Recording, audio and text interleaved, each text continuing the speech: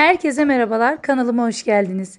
Bu videoda sizlere maden suyuyla hazırladığım çok kolay bir poğaça tarifi vereceğim. Ve sözü uzatmadan tarife başlıyorum. İlk olarak yoğurma kabına 1 yemek kaşığı toz şeker ekliyorum. 1 tatlı kaşığı tuz ve 1 paket kabartma tozu ekliyorum. Yarım su bardağı süt ekliyorum. Yarım şişe maden suyu ekleyeceğim. Siz yapacağınız kişi sayısına göre malzemeleri 2 katına çıkarabilirsiniz. Maden suyunun yarısını ekledim. Yani 100 mililitre. Şeker eriyene kadar güzelce karıştırıyorum. Nasıl güzel köpük köpük oldu. Ve 1 tane yumurta ekledim. Yumurtayı da karıştırıyorum. Bu poğaça tarifinin tadı damağınızda kalacak, emin olabilirsiniz. Ve güzelce karıştırdıktan sonra 60 gram yani dolu dolu 1 yemek kaşığı tereyağını erittim. Eritmiş olduğum tereyağını da ekliyorum. Çok sıcak olmasın lütfen. Tereyağını da karıştırıyorum.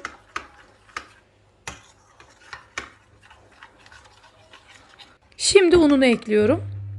Ununu 2-3 parça halinde ekleyeceğim. Yaklaşık olarak 4 su bardağına yakın un kullandım. Yine açıklama kısmında da malzeme listesi yazacak. Önce kaşıkla karıştırdım. Ve daha sonra elimle yoğurmaya başladım. Küçük bir hatırlatma yapmak istiyorum. Eğer videolarımı beğeniyorsanız ve yeni yüklediğim videolardan haberdar olmak istiyorsanız lütfen kanalıma abone olmayı ve o bildirim ziline dokunmayı unutmayın. Hamuru güzelce toparladım. Gayet yumuşak, ele yapışmayan bir hamur olacak. Dokusunu daha yakından görüyorsunuz. Ve şimdi hamurun üzerini kapatıp bir 10 dakika bekleteceğim. Hamurun beklerken ben peynirini hazırladım. Beyaz peynir, biraz maydanoz doğradım üzerine ve pul biber ekledim. Poğaçalarımı hazırlamaya başlayacağım. Hamuru şöyle tekrar bir tezgahın üzerinde toparlayacağım. Hamurun dokusu iyice güzelleşti bekledikten sonra. Hamurumu elimde videoda gördüğünüz gibi uzatıyorum. Uzatmış olduğum hamurdan tam olarak 16 eşit parça böldüm. Bu şekilde elimle bezelerimi hazırlıyorum. Büyük olanların parçalarını biraz koparabilirsiniz. Ve böyle böyle tam 16 bezeyi tuttum. Şimdi hazırlamaya başlıyorum. Elimle böyle 10 santim çapında büyüklükte açtım. Ortasına bolca peynirli harcımdan koyuyorum. Ve güzelce kapatıyorum. Şekil vermesi de çok kolay. Elimde böyle yuvarladım ve bu şekilde olacak. Tekrar gösteriyorum. Hamurumu açtım ve ortasına peynirli harçtan koyuyorum. Bu şekilde iyice sıkıştırdım.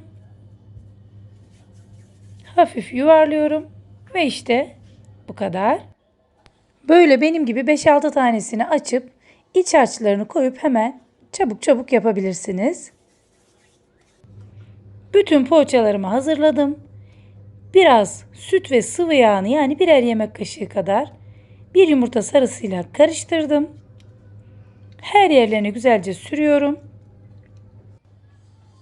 Ve üzerlerine böyle yıldız şeklinde çizikler attım. Keskin bir bıçakla da yapabilirsiniz. Ve biraz da susamla poğaçalarımın üzerini süslüyorum. Tam olarak 185 derece önceden ısıttığım fırında 15-20 dakikada güzelce kızarana kadar pişirdim. Ve gerçekten mükemmel görünüyorlar. Tadına bakmak için de sabırsızlanıyorum. Ve biraz ılıdılar. Servis tabağına alıyorum. Sizler de denediğiniz tariflerin resimlerini alt köşede çıkacak Instagram adresinden bana gönderirseniz çok mutlu olurum. Ve daha yakından bakabilirsiniz. Şimdi sizler için asıl önemli olan kısım nasıl olduğu. Daha yakından her yeri gayet güzel pişmiş ve maden suyunun gerçekten mucizevi etkisi. Dış kısmı kıtır ama iç kısmı yumuşacık. Böyle dışında ince bir tabaka, sert ama içi yumuşak. Lezzetine de inanın diyecek yok. Sizler de deneyin. Lezzetine bakın ve bana yorumlarınızı yazın. İçini görüyorsunuz gayet yumuşak ama dışında ince bir zar, böyle bir kıtırlıkta. Çok harika, lezzetli bir poğaça olmuş. Ve sizleri tekrar poğaçanın görseliyle baş başa bırakacağım. Yine güzel bir videonun sonuna geldik. Videoyu izlediğiniz için çok teşekkür ederim.